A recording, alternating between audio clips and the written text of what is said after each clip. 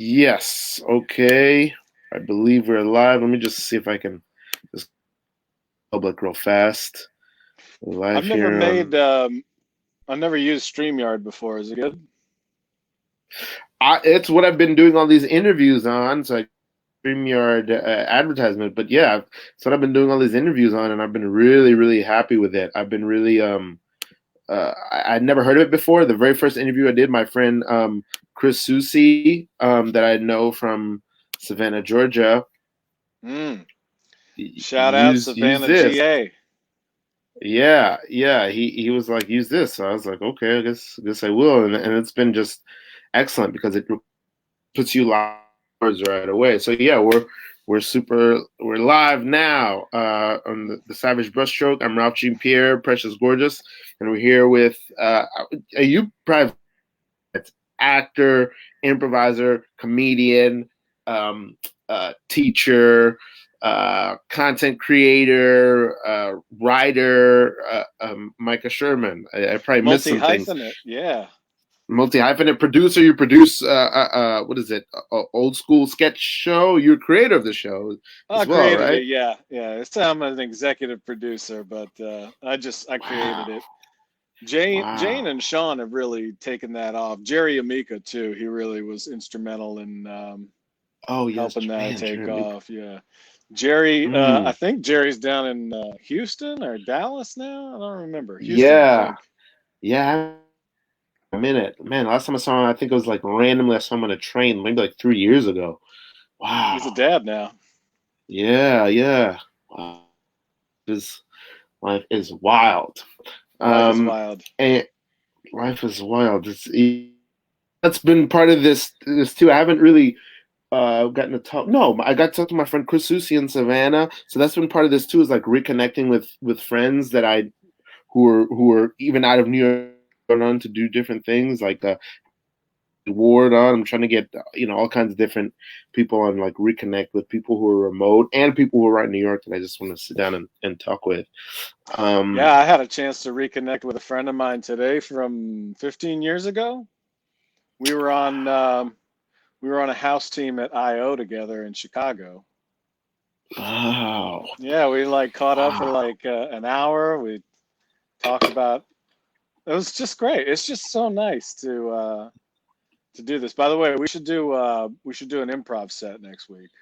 Oh, I would love that. That would be amazing. Yeah. Cool.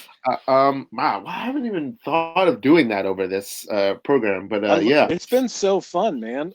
Just like, what's a reason two people would be talking to each other on screen, and then you just take it from there. Wow. It's so fun. It's so fun.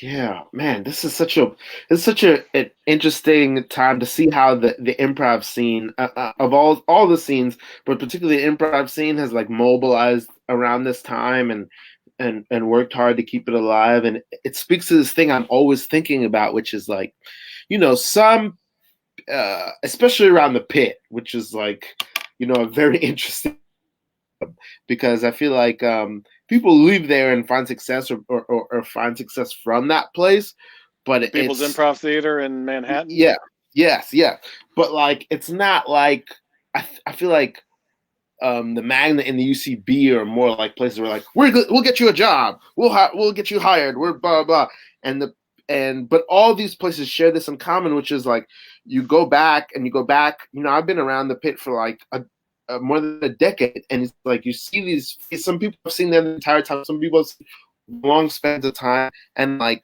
um, there's very few people in say work there who are making money directly from that place. So I'm always like including myself like, why do we keep doing this? Why do we keep coming back and doing this every year after year over and over? What is drawing us to this thing? And I know part of it is community, but I know I'm fascinated about like what is keeping us coming back all the time. I just think that's so interesting. It's People so get addicted to fascinating. stage time, and Yeah, the pit has a sure. lot of it. Yes. Yeah, and that's a beautiful way that it contributes to the culture and that it gives so many people stage time to do whatever crazy idea they want. And sometimes it's a brilliant idea, sometimes it's a money making idea, and sometimes it's just like a scheme or whatever it is, but it's always like, yeah, this is cool. This is cool that people have the space to do this. So that's and I guess that's context. That's where we know each other long. I probably was watching you play for years before we ever met. So I've probably been. Oh, yeah? I don't remember when you even came around to the pit. Maybe around 2010 or 11, or even before that. Yeah, I think in a significant way it was probably 2011. Okay. Yeah. Yeah. So, oh yeah, right before my bike tour and then after. Um, yeah. So I've been watching you play forever, and I I think the first remember time I met you friends. was in a 10,000 hours drop-in class. Oh wow. Does that sound Huh. right? Yeah, that sounds right. I guess it wouldn't stand out for me because by then I'd probably already seen you play forever. You Uh, know. Um, yeah, I Shout guess out that's Julia true. Morales and Michelle Thomas. Oh man, but yeah, both those ladies are the best. Yeah, I want to get them both on the show. Yeah, I just saw Michelle like a little while right before the quarantine, and Julia, I'm trying to get her on the show. Julia's now in Chicago doing improv. I Yeah. don't even know where, but Second just City. probably still Second City. Yeah, probably still killing it and just making her presence felt like she always does. Yeah. Let's jump right into what your first with that first piece is that you want to talk about. The the piece from a famous artist first that is like a Okay. piece that is a big influence on you. Yeah. I think it's Kevin Nealon's performance in the sketch called The Hypnotist on Adam Sandler's sketch comedy album, audio album. Oh. What the Okay. hell happened to me? And it's the one where Mm-hmm. Adam Sandler goes in and he's trying to quit smoking, and the hypnotist like hypnotizes him, but he is farting through the whole thing, and it's just really like because they like Adam Sandler like basically breaks through the whole thing, but Kevin Nealon is Oh so wow. sharp and so and his like choice of language is, he would say things like when they met, he introduced Adam Sandler introduces himself, and he says my pleasure. Like my pleasure, I feel like is such an interesting choice of words that like a hypnotist would try to say, because like nobody says my pleasure since like the 60s, you know what I mean? And Yeah. he ends up like trying to hypnotize Adam Sandler, but Adam Sandler like it smells so bad. Anyway, you have to. It's a really juvenile sketch. Oh But yeah. Kevin Nealon's performance in it, if you have a chance to Google it, just Google the hypnotist Adam Sandler, Mm-hmm. and it's probably on YouTube. I just think Kevin Nealon is such a funny straight person. I love him. I Mm-hmm. love Kevin Nealon, and Adam Sandler is great too. Don't get me wrong, but Kevin Nealon is one of those like sketch glue players like Phil Hartman and Will Ferrell. I mean, they're capable of like taking a lead role, maybe like Will Ferrell a little bit more than the other two. Mm-hmm. Um, but yeah, they just like there's no small role for those guys, you know. What a great way. Well, I mean, and you hear that all the time. There's no small roles, just small actors. But like putting Yeah, very true. There's people who, when you just see them in a sketch, you're happier just to see them in it. It doesn't even matter what they're doing. I would say the same for Norm, who's probably my favorite all-time SNL player, Norm Macdonald, and then yeah. Tim Meadows. Like, I Oh, just want Tim to see Meadows him is around. he's glue. Yeah, Yeah, that is such a great way to put that. I love and just the way sketch. Like, I don't think I've. Although even that, like the I want to say those Adam Sandler albums, I would say right along with like most of Dane Cook's catalog are part Yep. of like this forgotten piece of comedy that is just like, unlike the Tom Green show, just like we just don't talk about those things anymore, even though they were so huge and influential. It's So like it's almost influential, a yeah, shame. but it's like I think that they're gonna come around and have their heyday probably as like kind Mm-hmm. of a retro thing, but like they're all very like teenage masculine centric, like sort of it's not in vogue right now, and for good reason. Um, but Mm-hmm.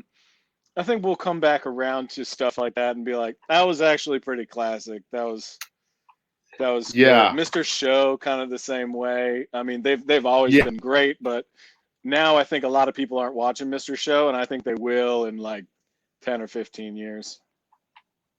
Yeah, that whole there's some I don't know, maybe it's just we're like in a blind spot where we kind of because yeah, like you're saying, around and maybe we're in the blind spot where we quite haven't caught up to those things. Another guy in that same it's a sort of a different style of comedy, but in that same world of like we sort of don't talk about it right now. To me is Sinbad.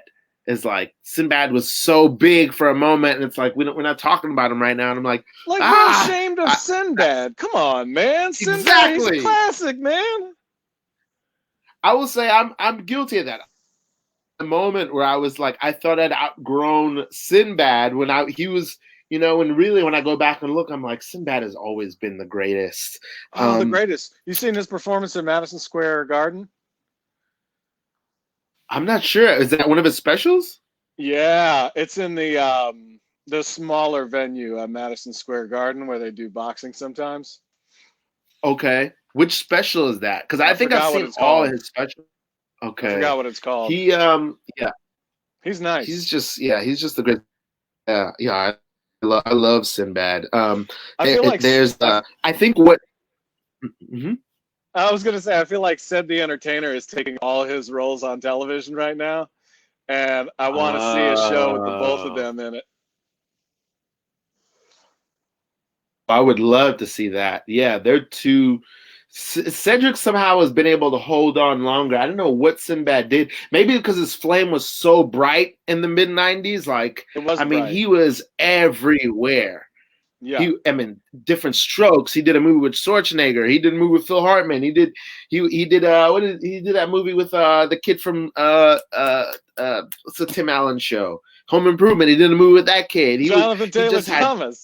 yeah. No, it was the other one. It was the other kid, the older brother of Jonathan Taylor Brad? Thomas. Yeah. He did a movie with him. First kid. He did with it. He did a Oh bunch. yeah, that's right. He was just this. Is like sitting camera all over the '90s, and then they just went away.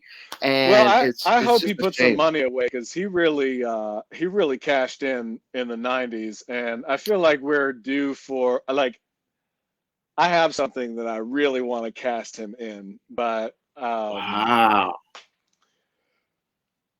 it's something that takes place in the '90s, and it would be awesome to have him in the cast. I think I love Sinbad. I think he's just Dude. like, I mean, of course I love Sinbad. He's like he was like in my formative years, like when I was a child becoming an adult is when I was when Sinbad was like ubiquitous, when he was like a Mm. household name, right? Sinbad. Hmm. Yeah. He's just a great. Although and it's funny who goes away when it comes back. I feel like Kevin Nealon was always kind of around, and then he's come back. One because he started doing his show, the hiking. I think is really fun. I love his sense of humor. Reminds me a lot of his mentor, who I came up on Kevin Nealon as an SNL kid. I didn't come up on Gary Shandling.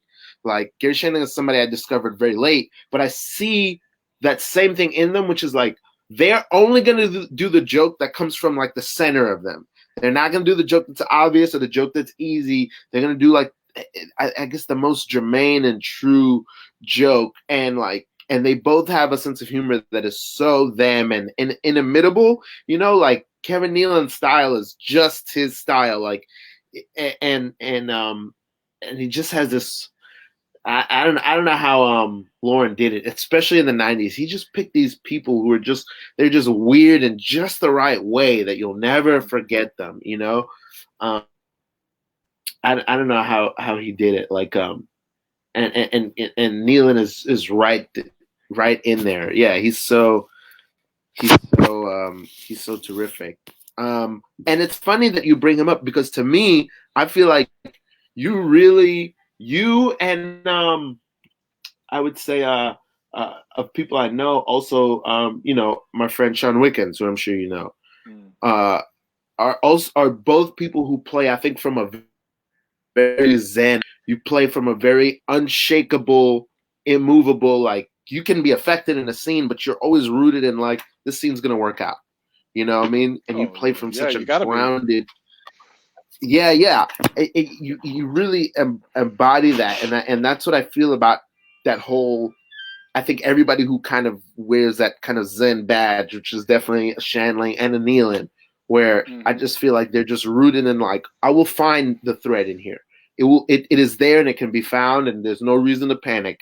There's no reason to. So it's so interesting that of all people you choose a Nealon because I feel like you come from that sort of tradition, if I could say that.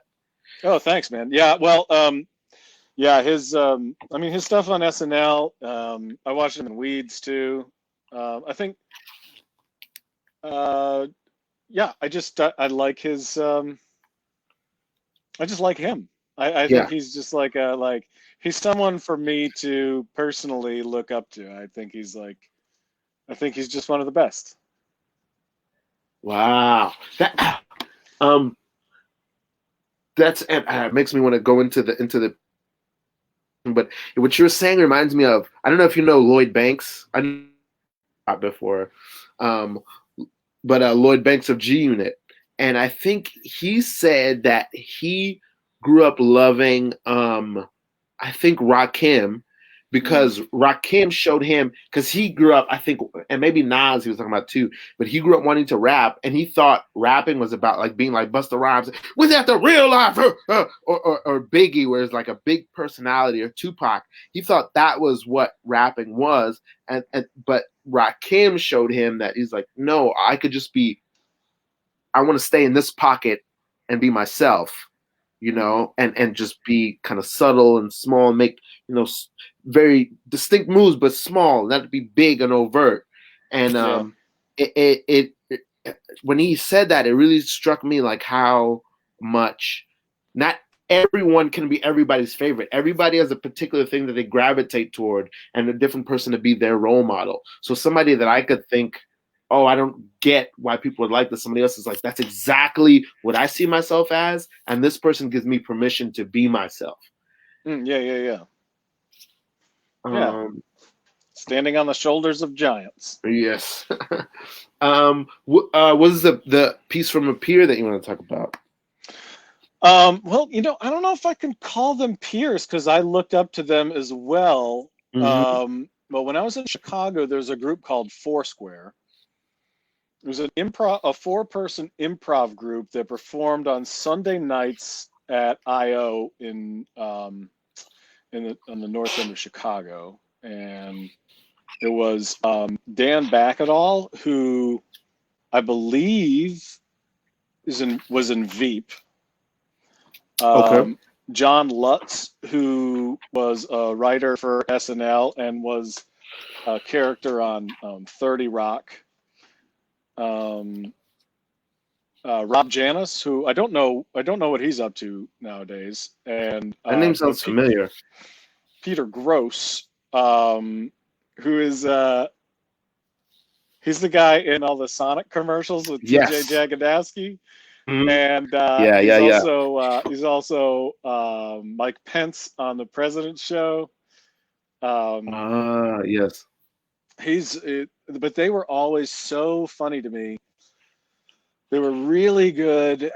They were really committed. They were really physical, and they were really they played from their heart and to the top of their like they just trusted each other so much.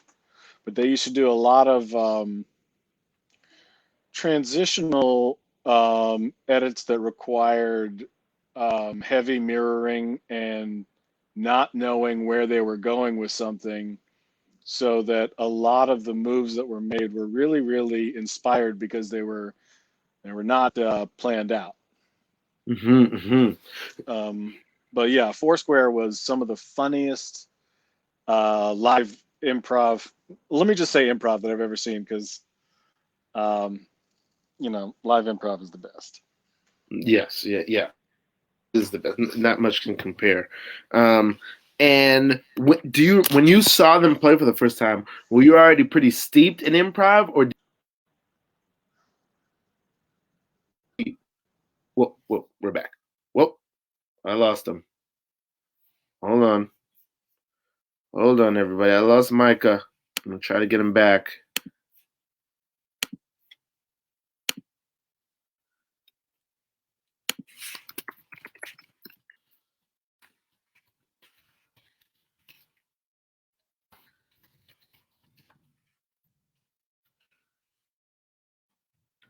If he's back. Oh, there he is. There he is. There you are. Okay. Sorry about that. So at that point, I had been doing like, this is like 2000. Oh, no. Oh, hey, can you see me? Can you see me and hear me? Internet. Okay, I think we're back. Can you see me and hear me? Yes. Yeah, were you new to improv first time you saw them, or were you already pretty deep into it?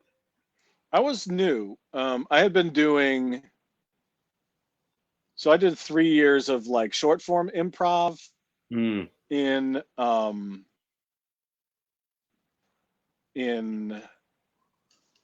North Carolina in high school, and I went to college in Georgia, and I did some there, and I like read Truth and Comedy, and we tried to do Harold's ourselves. Wow. Which, we did our best, and I like came up in Chicago when I was in that was my spring break. I think I went up to Chicago for spring break, because I was like, oh, I'm gonna move up there and learn improv. But I had been doing improv for 7 years at that point, but I had just started taking long form classes at IO, and I was just like, whoa, this is amazing.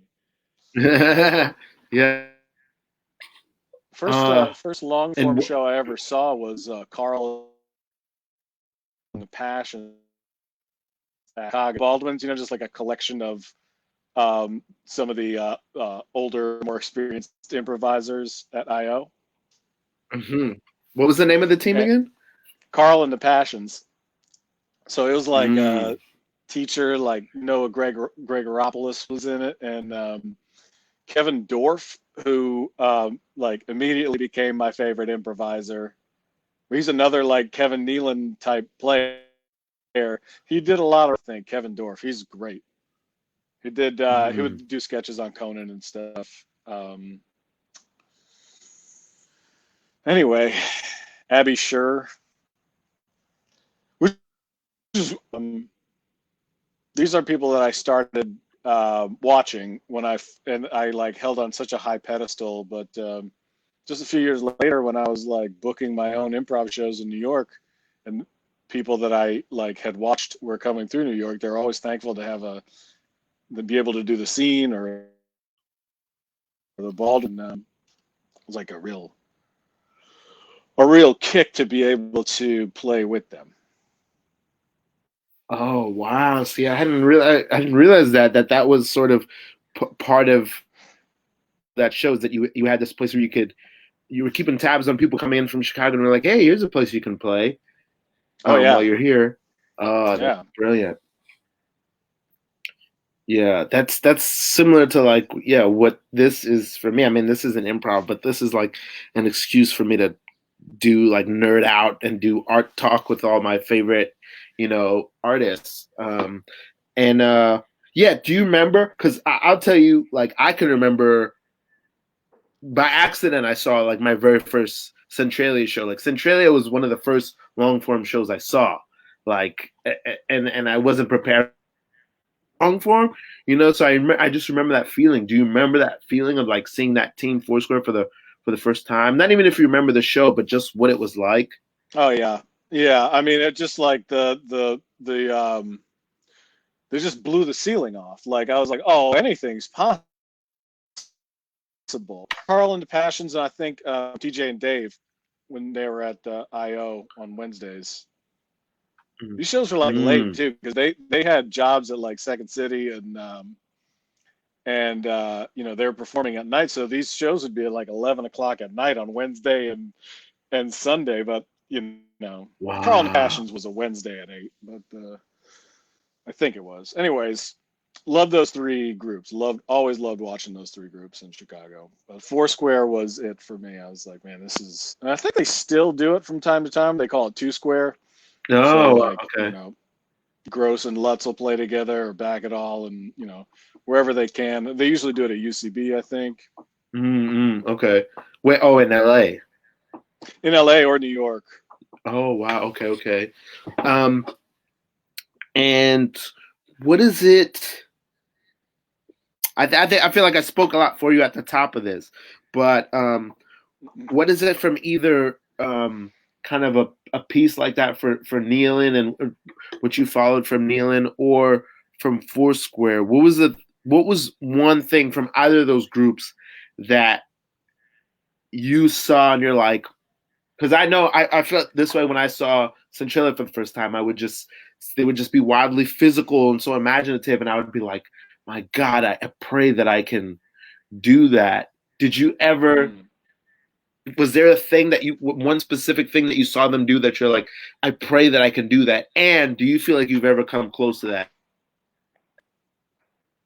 Yeah, I mean, so I grew up playing basketball, and of course, idolizing Michael Jordan. And to be able to watch Mm, him play, it just lets you know what the ceiling was now. Like, you know, like all of this is possible. That was the great thing mm. about Michael Jordan is he was just like you watched him and you were like anything you can do anything or anything can be done by a human being, right? Yes, yeah, yeah. Ride or you know dunk or you know whatever you know, and you got as close as you could, and I feel like that way about Kevin Nealon's like focus and command, Foursquare's like ability to like step off over the cliff with faith and knowing that um, if you imagine it, there'll be another cliff there. You know, you won't just like fail. You know, that was Foursquare, I think. Yeah. And do you feel like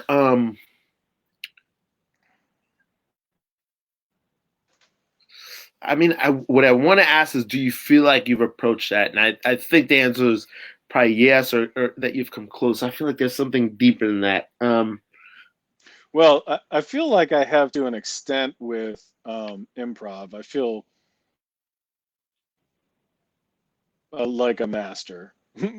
like Hmm. I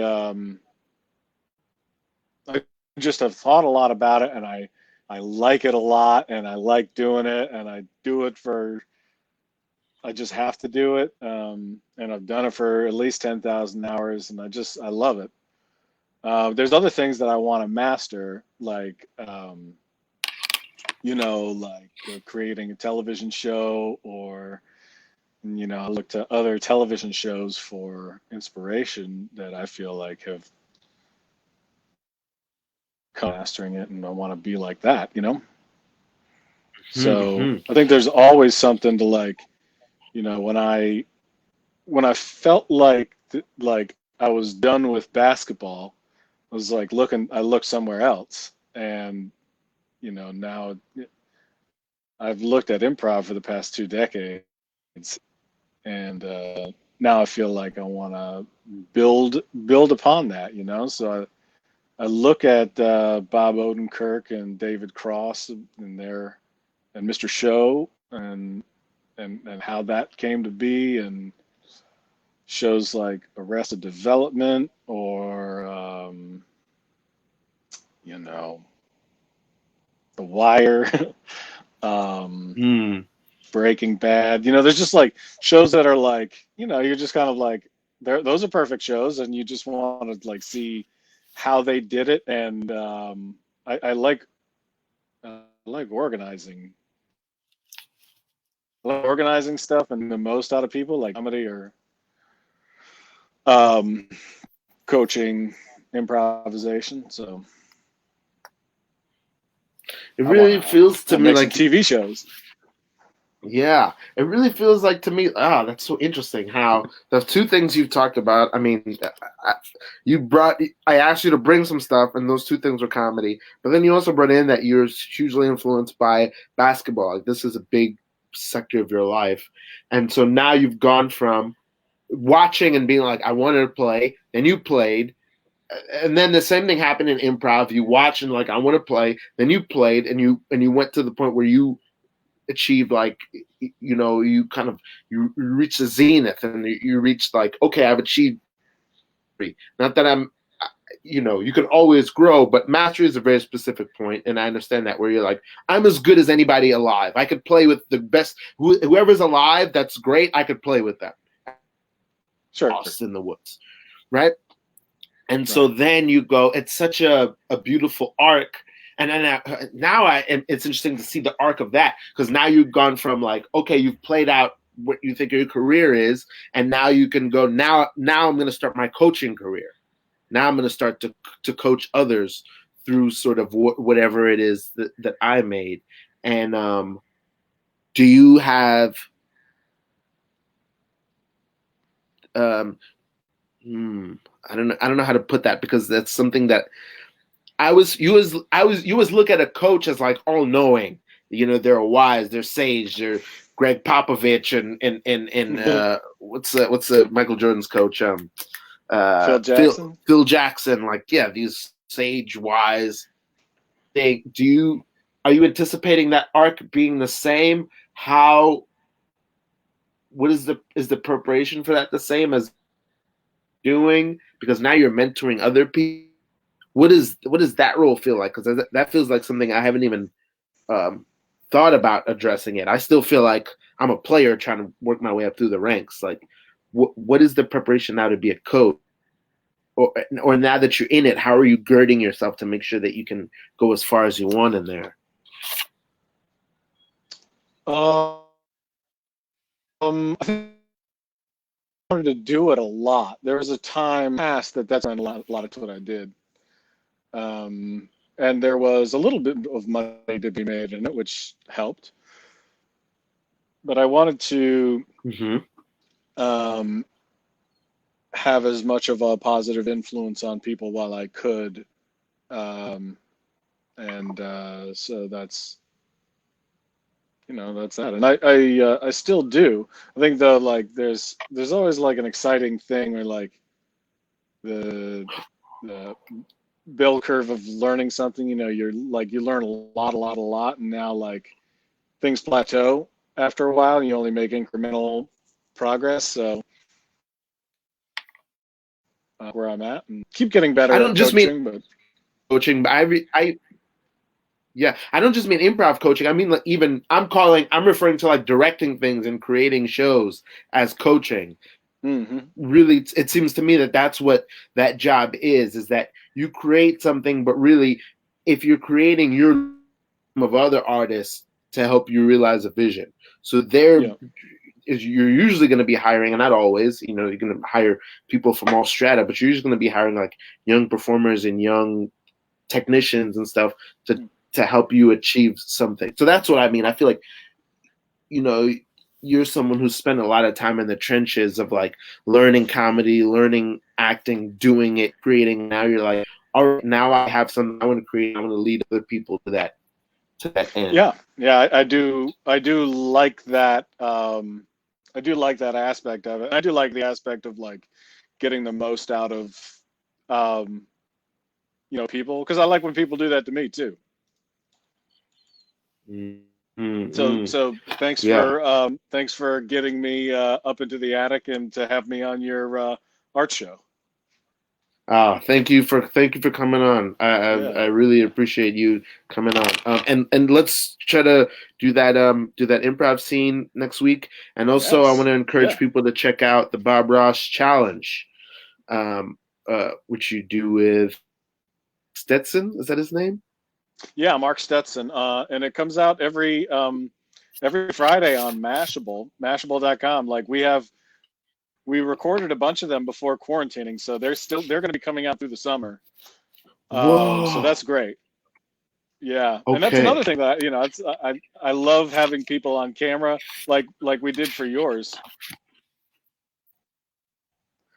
Yeah, put your Bob Ross challenge down here so people can see it. Absolutely will. I'll put it. Yeah, I'll put a link to that one and to the whole series. I think that's such so. I don't even. It was so smart to make because to me there's a whole sort of PBS renaissance with the Mr. Rogers and all this stuff. So and all that kind of like learning and these figures were caring and taught us Yeah. stuff. It was so smart to put together. And yeah, it's so good. So yeah, I'm gonna Yeah, I absolutely love put a doing link it. to that. Yeah, it's a great series. But thank you so much, Micah. Thank you for doing this. Yeah, for sure, man. Great to see you. And let's definitely do a set next week. That'd be great. All right, all the best. Later, bud. Stay safe. Bye. Bye.